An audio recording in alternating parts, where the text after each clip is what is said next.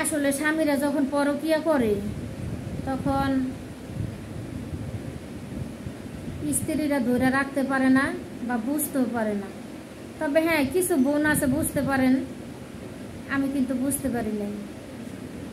যখন আমার স্বামী পরকিয়া করতো তখন আমি বুঝতে পারি নাই, তখন আমার পেটে বাবু ছিল, তখনই উনি পরকিয়ায় লিপ্ত হয়েছে। তার আগেই, বাবু পেটে আসার আগে থেকে উনি পরকিয়া করতো বন্ধুর পরিবারের সাথে। আমাদের এখানে জাহিদ ভাইয়া ছিল, জাহিদ ভাইয়ের বউর সাথে। তো আজকে জাহিদ ভাই কোথায় আছে আমি জানি না, আমি কারো বদনাম করতেছি না, যেটা সত্যি সেটা। কারণ আমি ভিডিও বানাই, আমার ভিডিওতে আমার জীবনের সব কথা আমি বলবো। এতে যদি আমি কোনো অন্যায় করে থাকি সবার কাছে আমি ক্ষমা চাই, আমরা মাফ করবেন। কিন্তু আমার জীবনের সত্যি ঘটনাগুলা আমি সব আমার জীবনের সাথে তুলে ধরতে চাই, আমার অতীত সব কিছু আমি সামনে আনতে চাই, যে আজকে কেন আমার জীবনে এত কষ্ট হইলো, আমার দোষটা কোথায়, আমি কি অপরাধ করছি। আমার মা খারাপ ছিল, আমি খারাপ না। বাবা খারাপ ছিল, আমি খারাপ না। আমার কপালে কেন এত কষ্ট আসলো, কেন কষ্ট আসলো? তো অনেক কথা আছে আমি বলবো। তো এই কথাটা হচ্ছে, জাহিদ ভাইয়ার সাথে আমার হাজব্যান্ডের খুব ঘনিষ্ঠ বন্ধু ছিল। ওই জাহিদ ভাইয়ার সাথে বাড়িতে দাওয়াত খাইতে যাই, ওনার পরিবারের সাথে পরকিয়া করতে করতে জাহিদ ভাইয়ার 2টা বাচ্চা ছিল, মেয়ে বাচ্চা, জুয়ার জ্যোতি। যেটা আপনারা দেখেন এখন টিকটকে অনেক কিছুতে জ্যোতির মা একটা আছে।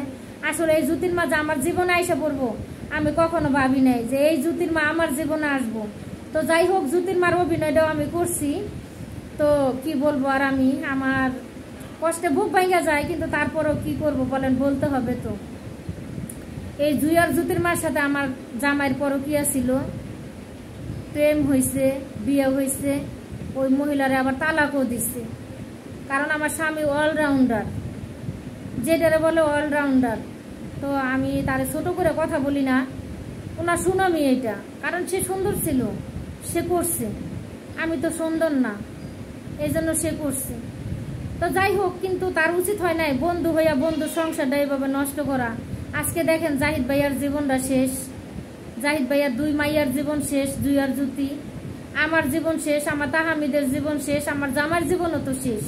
আজকে সে প্রবাসে আছে, সে কি ভালো আছে? না, ভালো নাই, মনে হয় নাই। যদি আল্লাহ রাখে থাকে ভালো। তো আসলে ভিতরে অনেক কষ্ট, অনেক যন্ত্রণার মাঝেও কথা বলি, ভিডিও বানাই, একটু শান্তির আশায়, একটু শান্তি পাবো, 2টা টাকা পাবো, হয়তো সংসারে উপকারে আসবে, বাচ্চার লেখাপড়ায় কাজে লাগবে, বাচ্চা মানুষ করতে পারবো। যেমন এক বাচ্চা একটা সাইকেল চাই, দিতে পারি না। বাচ্চার বয়সে 15 আগস্ট আইলে 9 বছর হইব, এখনো পর্যন্ত পারি নাই বাচ্চার একটা সাইকেল দিতে। তাহলে মনে করেন আমি মা কতটা ব্যর্থ, কতটা ব্যর্থ। বাবা বিদেশে থাকে, তারপরে তার একটা সাইকেল নাই। মা বাংলাদেশে সেলাই কাজ করি, তাও পারি না তার একটা সাইকেল কিনা দিতে। তো এই কষ্ট নিয়ে আমরা গরিব মানুষ বেঁচে থাকি, বাচ্চাদের মুখে 4টা ডাল ভাত দিয়া। তো আমি কই যে আল্লাহ, কারো মনে এরকম কষ্ট দিয়েন না, সবাই যেন 4টা ডাল ভাত খাইতে পারে। তাদের রিজিকের আহার আপনি বাড়াই দিয়েন আল্লাহ, রিজিক দান করবেন আল্লাহ। তো ভিতরে অনেক কষ্ট, যে কষ্টগুলো এখন শেয়ার করি, যে স্বামী এরকম কষ্ট দিয়ে চলে গেছে। আমি তো পারি নাই তারে থিয়া কোনো কিছু করতে, আমি তো পারি। সে আমার জীবনে অনেক বছর ধরে নাই, যুগের পরে যুগ নাই সে। তাইলে আমি কি পৌঁছে গেছি? আমি কি পরকিয়া করছি? আমি কি থুয়া চলে গেছি? আমি পারি নাই। সে আজকে কতটা বছরের পর বছর আমার সেইভাবে কষ্ট দিতেছে, কতটা বছর আমি এই কষ্ট করতেছি। মানুষ কতদিন কষ্ট করে।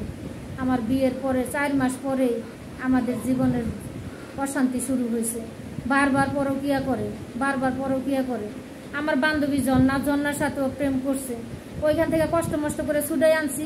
আবার এই বন্ধুর বউ, জাহিদের বউর সাথে এরকম করছে।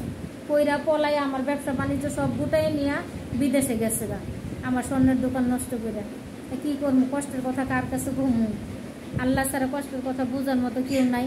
আল্লাহ হয়তো কষ্ট দিছে, একদিন দূর করে নিব। আল্লাহ কষ্ট হয়তো, কষ্ট আজকে দিছে, কালকে হয়তো নাও থাকতে পারে, বা বাচ্চা বড় হইলে কষ্ট দূর হয়ে যাইব, এতটুকু।